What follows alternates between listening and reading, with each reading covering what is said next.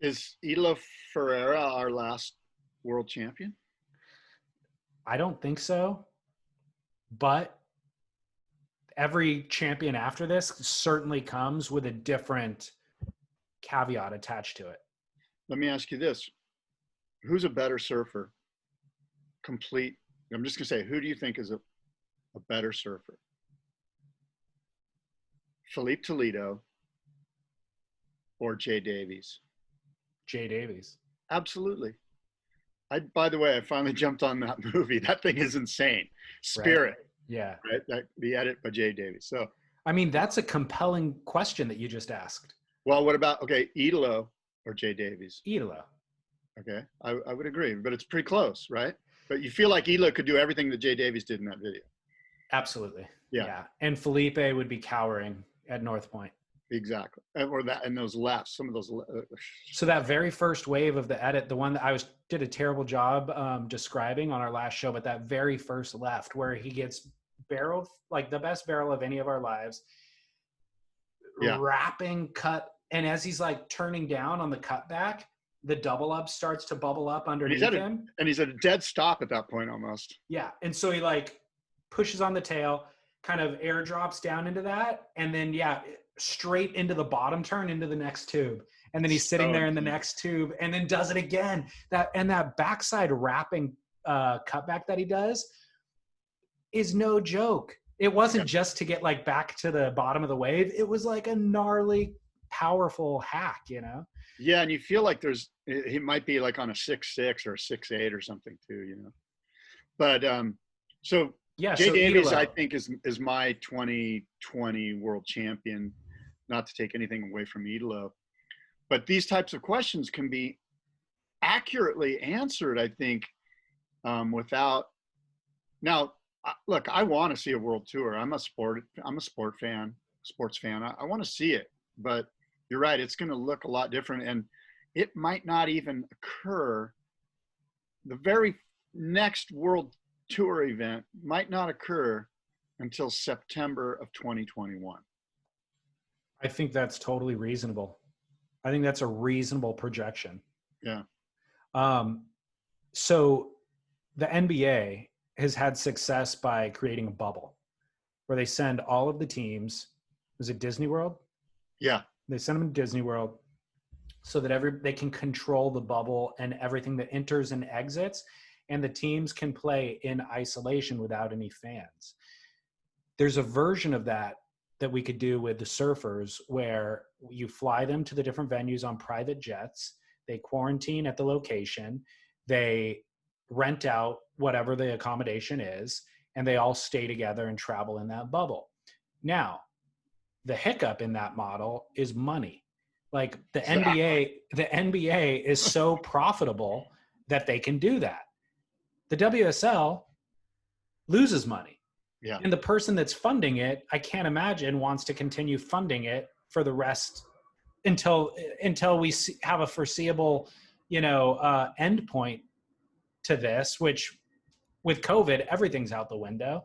So in the idea of like venture capital funding the Laird IPO, there is a finish line there. Like for Dirk, there's no reason to keep dumping money into this thing. So it's really ominous. And your initial question of will Italo be the final world champ? I mean, look, he might be the final world champ of this iteration and this I don't know, it's not even a chapter. This is a complete volume of professional surfing that was the World Surf League. And then from the ashes, some other Ian Cairns gets together with a buddy. Say that. That's my next question.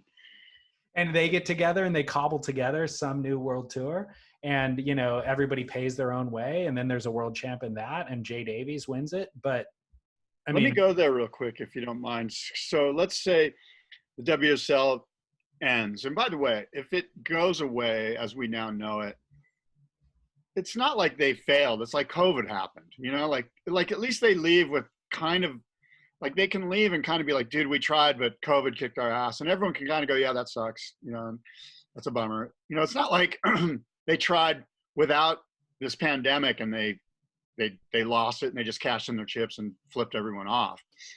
So let's just say that the WSL goes away because it just can't sustain this thing. And we're left basically in a shambles, right? And I've been thinking, like, who's the character?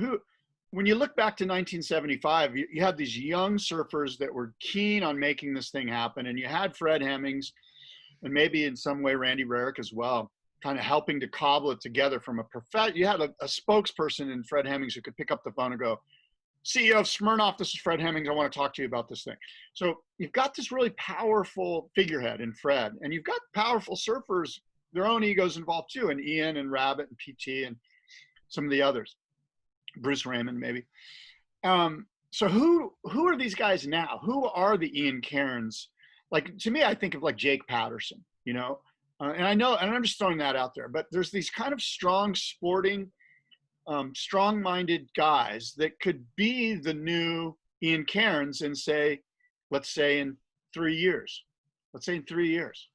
Who are the characters in your mind and maybe they're not even in the public realm, you know, maybe there's guys. Sadly, the first names that come to my mind are Pat O'Connell and then maybe Ace Buchan. If you're talking about like from the world tour standpoint, like no, I'm just saying whoever, like maybe okay. It's somebody we don't even, but I'm just thinking like strong, headstrong Aussie sporting guys. Like Jake Patterson to me is like the guy that go, I know how to do this. Gotcha. Like somebody who's going to start from scratch and just basically who's going to be able to cobble it together and go, let's do a little tour here. Who is that guy? Or those guys? It's more than one guy. Maybe it's Barton Lynch and Jake Patterson.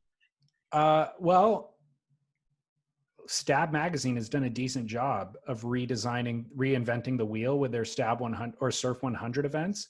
So my initial thought when you were asking that was whose resume actually has some world tour experience on it and all that. And ultimately the person who you're asking about should have some level of experience in that world or at least some business acumen, let's say. Right. Maybe the resume doesn't have world tour on it, but business acumen would go a long way. Yeah. And then we need a innovator, like Steve Jobs was the conductor and Wozniak did all of the work. You know what I mean? Yeah. But you needed a conductor because nobody wants to buy anything from Wozniak. So I feel like Eric Logan is the CEO of the WSL, has the showmanship, but he doesn't have the street cred nor the track record to run a world tour, right? And so those are turns out highly important in the world of surfing. So, and I also don't know that he has like the leadership kind of thing that Steve Jobs had. So there could be, Stab Magazine could be the Wozniak figure in this, where they have the business acumen, they have a platform, they have some experience under their belt, and they certainly have the Rolodex. They can get everybody involved and hire the best talent in terms of putting the production together. I've got a name for you. And then you would give me the name of who is the Steve Jobs figure in this analogy. I don't know if he's Steve Jobs, but I'm just going to throw this out there. I'm sure you can pick it apart, but for the sake of this conversation, how about Evan Slater? Evan would be amazing. Evan would be maybe not Steve Jobs, but he would be the right-hand man to Steve Jobs for sure. I feel like Evan has all of the ability. He doesn't have the desire to be in the limelight, right? Rallying everybody up. Yeah. He wouldn't want to be wearing a turtleneck on stage, rallying the troops. You know what I mean? Who's wearing the turtleneck? That's the question. That is the question. And I honestly, think Jake Patterson's a guy that could do that. No, I feel like he's a great color commentary kind of guy, but I don't know that he's the one that you would want to put all of your trust in. I'm just trying to throw some names at you. I know. I like it. I appreciate it. We need somebody. Well, I mean, would Kelly's the guy. Yeah, he's got a bald head. He could wear a turtleneck. To me, Kelly's almost too close to it. It's too much the same. Like I know there's a ton of brand equity there, but to me, and I could be wrong. It's too much the same. Yeah. You know what I mean? It feels like the same old, like we almost need kind of like a fresh, fertile, like a new, like, you know what I mean? Like, I agree. I agree completely. And the other thing is he brought us the wave pool and put it on tour. So it's kind of like, that's like Conflict. Steve Jobs' cell phone giving us cancer. You know what Oh my God. Wow. Kelly gets on stage in the turtleneck and we'll be like, yeah, you brought us a lot of good, but you also brought the apocalypse with you. Like, get off the stage. Start throwing tomatoes at him. Well, I'm sure the listeners have some ideas of who would be. They're screaming at us right now, going, "How have you not thought of?" Yeah, right. whoever the person is. Yeah. But the person needs to be radical. There needs to be like a radical bent to it. And yeah, innovative. I agree. There needs to be a bit of innovative. Michael Thompson, a little bit of Ian Cairns, a little bit of Michael Thompson. Exactly. Somebody that's kind of headstrong and isn't going to take any bullshit. Yeah. And is going to go, look, if you want to do this, follow me. If not, get out of the way, because I'm moving through this. And you know what? We need something like that to set up a foundation for this new tour. God, it's really killing me that we can't think of somebody right now. Well, I've thought of some guys. I've mentioned some guys. Jake Patterson. No, I know, but I've discounted. I'm just throwing out ideas. Barton Lynch. Barton would be. I'm just saying that maybe those guys. Those guys should all be involved. Yeah, exactly. For sure, all of those guys would all be involved. I'm just thinking who would be the spokesperson. The spokesperson. Man. Barton might be the spokesperson. He's got the optimistic, strong. Yeah, he's not an innovator though. I'm going to tell him that. I'm interviewing him tomorrow. So we need an innovator. Okay, but I mean, wasn't Wozniak the innovator and Jobs was the figurehead? It's a great question. I mean, yeah. No, Wozniak was the inventor.